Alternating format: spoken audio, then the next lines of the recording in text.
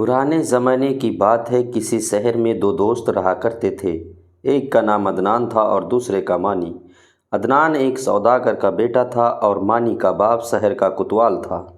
عدنان تجارت کے کاموں میں اپنے باپ کا ہاتھ بٹاتا تھا، جبکہ مانی فن سپاہ گیری سیکھ رہا تھا تاکہ سپاہی بن کر فوج میں شامل ہو کر اپنے ملک کی خدمت کر سکے۔ یوں تو عدنان تجارت کا مال لے کر اپنے باپ کے ساتھ ہی سفر پر روانہ ہوتا تھا، مگر ایک مرتبہ ایسا ہوا کہ جب وہ اپنے باپ کے ساتھ سفر پر روانہ ہونے والا تھا تو اس کا باپ بیمار پڑ گیا۔ بیماری کی وجہ سے وہ کافی کمزور بھی ہو گیا تھا، اس لیے اسے آرام کی ضرورت تھی۔ عدنان نے سوچا، دوستو اگر آپ کو اسٹوری پسند آتی ہے تو چینل کو سبسکرائب کر کے بیل آئیکن ضرور دبائیے گا اور ویڈیو کو لائک اور شیئر کرنا مت بھولیے گا۔ آگے کہانی سنیے۔ عدنان نے سوچا کہ اس مرتبہ وہ اکیلا ہی تجارت کا مال لے کر نکل جائے۔ اس کے ارادے کی خبر مانی کو ملی تو وہ بھی گھومنے پھرنے کی غرض سے اس کے ساتھ ہو لیا۔ ان کے سفر پر جانے کی وجہ سے ان کے گھر والے فکر مند ہو گئے تھے، کیونکہ ان دنوں بہت ہی خطرناک اور ظالم ڈاکوؤں نے لوٹ مار مچا رکھی تھی۔ وہ سنسان جگہوں سے گزرنے والے قافلوں کو لوٹ لیا کرتے تھے اور اگر کوئی مزاحمت کرتا تھا تو اسے قتل بھی کر دیتے تھے۔ دونوں دوستوں نے اپنے گھر والوں کو تسلی دی اور بیٹھ کر یہ منصوبہ بنانے لگے کہ خدا نخواستہ اگر کبھی انہیں ڈاکوؤں نے گھیر لیا تو وہ کیا کریں گے۔ سفر کے دوران انہیں کسی قسم کے خطرے کا سامنا نہیں کرنا پڑا اور وہ بڑے آرام سے اس ملک میں پہنچ گئے جہاں عدنان کو اپنا تجارتی مال فروخت کرنا تھا۔ چند ہی روز گزرے تھے کہ اس کا سارا سامان فروخت ہو گیا۔ اس تجارت میں اسے بہت فائدہ ہوا تھا۔ وہ دونوں چونکہ جس مقصد کے لیے آئے تھے وہ پورا ہو گیا تھا، اس لیے انہوں نے اپنے گھروں کی واپسی کی تیاری شروع کر دی۔ انہوں نے اپنے گھر والوں کے لیے بہت سے تحفے تحائف بھی خریدے تھے۔ سفر کے لیے ان کے پاس ان کے گھوڑے تھے۔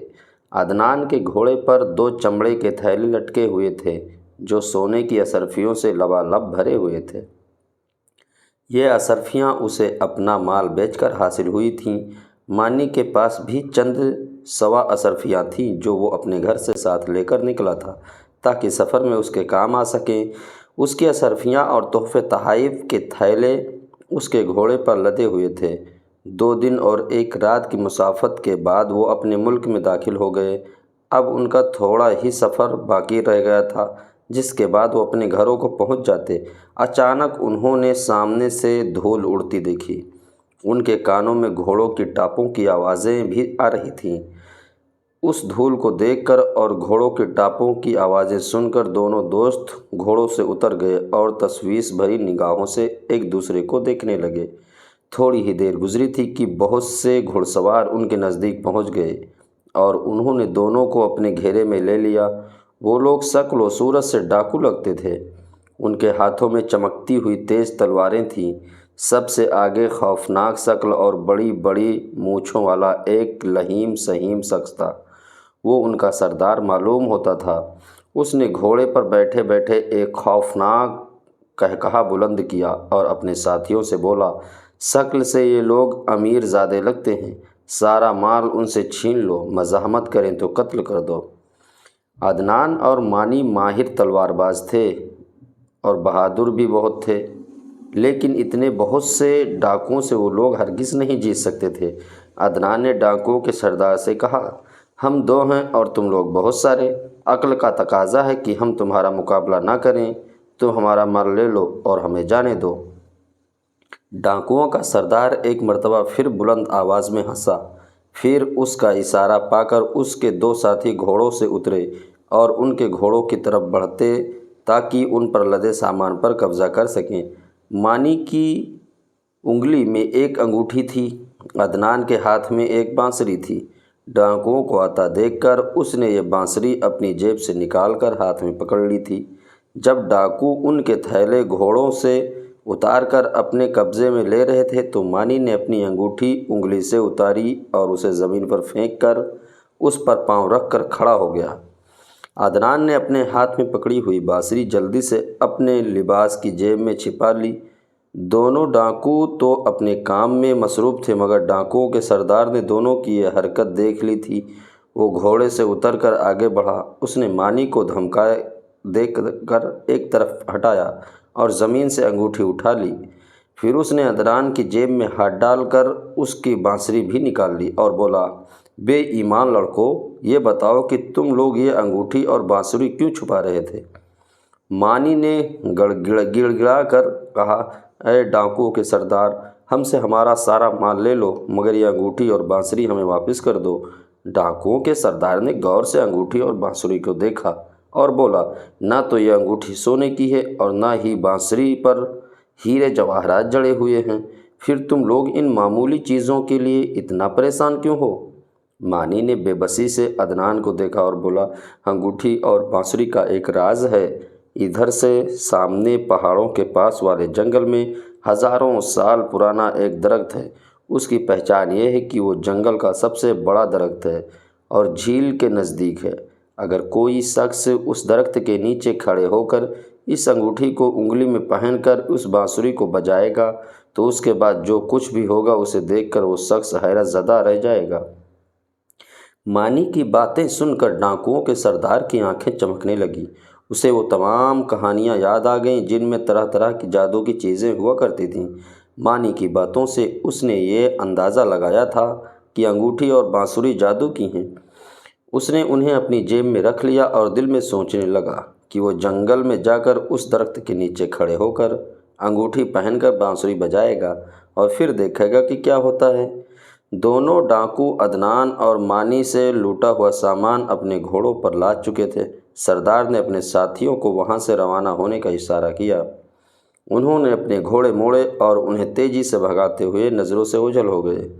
شکریہ ہوا کہ انہوں نے عدنان اور مانی کے گھوڑے اپنے قبضے میں نہیں لیے تھے، ورنہ انہیں گھر پہنچنے میں سخت دشواری کا سامنا کرنا پڑتا۔ ڈاکوؤں کے چلے جانے کے بعد عدنان نے کہا، خالی ہاتھ گھر لوٹتے ہوئے مجھے اچھا نہیں لگ رہا۔ فکر کیوں کرتے ہو؟ للہ، اللہ نے چاہا تو سب ٹھیک ہو جائے گا۔ مانی نے گھوڑے پر سوار ہوتے ہوئے اسے تسلی دی۔ پھر دونوں دوست اپنے گھوڑوں کی جانب چل پڑے۔ دونوں نے اپنے گھر والوں کو ڈاکوؤں کے ہاتھوں لٹ جانے کی کہانی سنائی۔ ان کی کہانی سن کر سب نے اظہار افسوس کیا، مگر وہ اس بات پر خوش بھی ہوئے اور اللہ تعالیٰ کا شکر بھی ادا کیا کہ ڈاکوؤں نے دونوں کو کوئی نقصان نہیں پہنچایا تھا۔ یہ اگلے روز دوپہر کی بات ہے۔ ڈاکوؤں کا سردار اپنے تمام ساتھیوں کے ساتھ جنگل میں آیا۔ وہ سب جھیل کے نزدیک اس پرانے درخت کے نیچے جمع ہو گئے۔ ڈاکوؤں کا سردار بہت خوش تھا کہ اب اس کی انگوٹھی اور بانسری کے راز سے پردہ اٹھ جائے گا۔ اس نے انگوٹھی کو اپنی انگلی میں پہنا اور پھر بانسری بجانے لگا۔ بانسری کی لے اتنی تیز تھی کہ آس پاس کے درختوں پر بیٹھے ہوئے پرندے شور مچاتے ہوئے اڑ گئے۔ ڈاکوؤں کا سردار بانسری بجانے میں مصروف تھا۔ اس کے تمام ساتھی اسے بڑی حیرت اور دلچسپی سے دیکھ رہے تھے۔ اچانک قریبی درختوں پر سے بے شمار سپاہی کود کود کر زمین پر اترے اور بے خبر ڈاکوؤں کے سروں پر پہنچ گئے۔ بہت سے سپاہی بڑی بڑی جھاڑیوں میں بھی چھپے ہوئے تھے، وہ بھی باہر آ گئے۔ ان سپاہیوں کے ساتھ مانی کا کوتوال باپ بھی تھا۔ سپاہیوں کے ہاتھوں میں تلواریں تھیں۔ انہوں نے تمام ڈاکوؤں کو گھیرے میں لے لیا۔ ایک تو ڈاکو بے خبر تھے، دوسرے سپاہی اتنے زیادہ تھے کہ ڈاکو ان کا مقابلہ نہیں کر سکتے تھے، اس لیے وہ بڑی آسانی سے قابو میں آ گئے۔ سپاہیوں نے ان کی تلواریں اور خنجر اپنے قبضے میں لے کر ان کو گرفتار کر لیا۔ اسی وقت جھاڑیوں کے پیچھے سے عدنان اور مانی بھی نکل آئے۔ انہیں دیکھ کر تمام ڈاکو حیرت زدہ رہ گئے۔ یہ دونوں تو وہی نوجوان تھے جنہیں کل ان لوگوں نے لوٹا تھا اور جن سے ان کے سردار نے انگوٹھی اور بانسری چھینی تھی۔ مانی نے ڈاکوؤں کے سردار سے کہا، میں نے ٹھیک ہی کہا تھا نا کہ اگر کوئی شخص اس درخت کے نیچے کھڑے ہو کر انگوٹھی کو اپنی انگلی میں پہن کر بانسری کو بجائے گا تو اس کے بعد جو کچھ بھی ہوگا اسے دیکھ کر وہ شخص حیرت زدہ رہ جائے گا۔ اب بتاؤ کہ یہ سب کچھ دیکھ کر تمہیں حیرت ہوئی یا نہیں؟ اس کی بات سن کر عدنان مسکرانے لگا۔ مانی نے پھر کہا، ہمیں پتہ تھا کہ ہماری باتیں سن کر تم ضرور اس جگہ پہنچو گے تاکہ انگوٹھی اور بانسری کے راز سے واقف ہو سکو، میں نے اپنے ابا جان سے کہہ کر ان سارے سپاہیوں کو درختوں اور جھاڑیوں میں چھپا دیا تھا تاکہ یہ تمہیں گرفتار کر سکیں۔ عدنان نے ڈاکوؤں کے سردار کی طرف دیکھتے ہوئے کہا، جب ہم لوگ تجارت کا مال لے کر اپنے سفر پر روانہ ہوئے تھے تو ہم نے منصوبہ بنا لیا تھا کہ اگر ڈاکوؤں سے وابستہ ہو پڑ گیا تو ہم انہیں انگوٹھی اور بانسری کی کہانی سنائیں گے تاکہ جب وہ اس درخت کے پاس آئیں تو سپاہی انہیں گرفتار کر لیں۔ تم لوگوں نے بڑے عرصے سے اس علاقے میں لوٹ مار کا بازار گرم کر رکھا تھا، اب تمہیں اپنے کی سزا ملے گی۔ اگر تم لوگ لوٹ مار کے بجائے محنت مزدوری کر کے اپنا پیٹ پال رہے ہوتے تو اس ذلت سے دوچار نہ ہونا پڑتا۔ ڈاکوؤں کا سردار اس بات پر سخت شرمندہ تھا کہ عدنان اور مانی نے اسے بڑی آسانی سے بیوقوف بنا لیا تھا۔ اس نے اپنا سر جھکا لیا۔ مانی کے باپ کوتوال نے عدنان اور مانی سے کہا، اگر ہم ان خطرناک ڈاکوؤں کو گرفتار کرنے میں کامیاب ہوئے ہیں تو یہ تم دونوں کی عقل مندی کی وجہ سے ہوا ہے۔ یہ تو کسی طرح ہاتھ ہی نہیں آتے تھے۔ انہوں نے لوگوں کی زندگیاں اجیرن کی ہوئی تھی، دشوار کر دی تھی۔ برے کام کا برا انجام ہوتا ہے، اب یہ لوگ بھی اپنے انجام کو پہنچیں گے۔ بعد میں ڈاکوؤں پر مقدمہ چلا اور انہیں لمبی لمبی سزائیں ہو گئیں۔ عدنان اور مانی کو بھی ان کی اشرفیاں اور دوسرا سامان واپس مل گیا۔ یوں ان دونوں کی ذہانت کی وجہ سے یہ ڈاکو اپنے انجام کو پہنچے اور لوگوں نے سکھ کا سانس لیا۔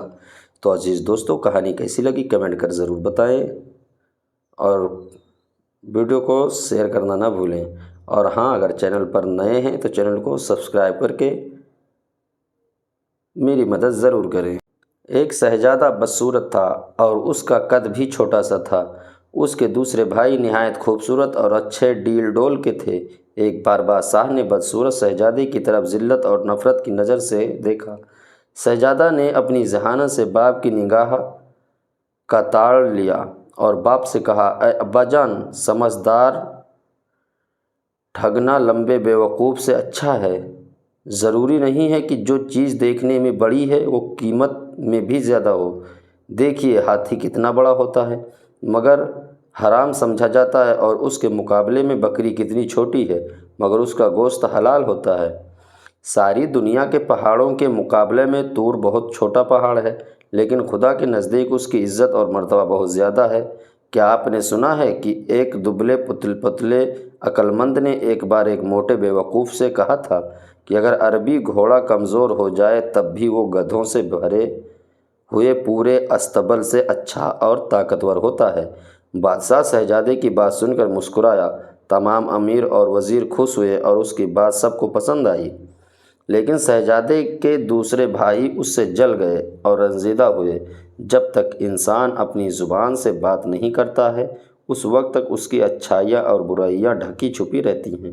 اسی زمانے میں بادشاہ کو ایک زبردست دشمن کا سامنا کرنا پڑا۔ جب دونوں طرف کی فوجیں آمنے سامنے آئیں اور لڑائی شروع کرنے کا ارادہ کیا تو سب سے پہلے جو شخص لڑنے کے لیے میدان میں نکلا وہی بدصورت شہزادہ تھا، اور اس نے پکار کر کہا، میں وہ آدمی نہیں ہوں کہ تم لڑائی کے دن میری پیٹھ دیکھ سکو۔ میں ایسا بہادر ہوں کہ تم میرا سر خاک اور خون میں لتھڑا ہوا دیکھو گے، یعنی میں دشمن سے لڑتے لڑتے جان دے دوں گا مگر ہمت نہ ہاروں گا۔ جو لوگ خواہ مخواہ لڑائی پر آمادہ ہوتے ہیں وہ خود اپنے خون سے کھیلتے ہیں، یعنی مفت جان گنواتے ہیں، اور جو لڑائی کے میدان سے بھاگتے ہیں وہ پوری فوج کے خون سے کھیلتے ہیں۔ یہ کہہ کر شہزادے نے دشمن کی فوج پر بہت سخت حملہ کیا اور کئی بڑے بڑے بہادروں کو قتل کر دیا۔ جب باپ کے سامنے آیا تو آداب سے بجا لایا اور کہا، ابا جان، آپ نے میرے دبلے پتلے کمزور جسم کو ذلت کی نگاہ سے دیکھا اور ہرگز میرے ہنر کی قیمت کو نہ سمجھا۔ آپ کو معلوم ہونا چاہیے کہ پتلی کمر والا گھوڑا ہی لڑائی کے میدان میں کام آتا ہے۔ آرام اور آسائش میں پلا ہوا موٹا تازہ بیل کام نہیں آ سکتا۔ کہتے ہیں کہ دشمن فوج بہت زیادہ تھی اور شہزادے کی طرف سپاہیوں کی تعداد کم تھی۔ کچھ نے بھاگنے کا ارادہ کیا۔ شہزادے نے ان کو للکارا اور کہا، اے بہادروں، کوشش کرو اور دشمن کا مقابلہ کرو یا پھر عورتوں کا لباس پہن لو۔ اس کی بات سن کر سپاہیوں کی ہمت بڑھ گئی اور سب دشمن کی فوج پر ٹوٹ پڑے اور اس کو مار بھگایا اور اس دشمن پر اسی دن فتح حاصل کی۔ بادشاہ نے شہزادے کو پیار کیا اور اپنی گود میں بٹھایا اور روز بروز اس سے محبت بڑھنے لگی اور اس کو اپنا ولی عہد بنا دیا۔ دوسرے بھائیوں نے یہ حال دیکھا تو حسد کی آگ میں جلنے لگے اور ایک دن بدشکل شہزادے کے کھانے میں زہر ملا دیا۔ اس کی بہن نے کھڑکی سے دیکھ لیا اور شہزادے کو خبردار کرنے کے لیے کھڑکی کے دروازے زور سے بند کیے۔ شہزادہ اس کی آواز سے چونک پڑا اور اپنی ذہانت سے سمجھ گیا کہ دال میں کچھ کالا ہے۔ کھانا چھوڑ دیا اور کہنے لگا، یہ تو نہیں ہو سکتا کہ بے ہنر لوگ زندہ رہیں اور ہنرمند مر جائے۔ اگر ہم دنیا سے ختم ہو جاتے تب بھی کوئی شخص اولو کے سایہ میں آنا پسند نہ کرے گا۔ باپ کو اس واقعے کی اطلاع دی گئی تو اس نے شہزادے کے سب بھائیوں کو بلایا، ان کو مناسب سزا دی۔ اس کے بعد ہر ایک کو اپنے ملک کا ایک ایک حصہ دے دیا تاکہ آپس میں جھگڑا فساد نہ کریں۔ اس طرح فتنہ اور فساد ختم ہوا۔ دوستو، آپ کو یہ کہانی ضرور پسند آئی ہوگی۔ چینل کو سبسکرائب ضرور کریں تاکہ میرے 1000 سبسکرائبر جلد از جلد پورے ہو سکیں۔ شکریہ۔ ویڈیو کو شیئر کریں۔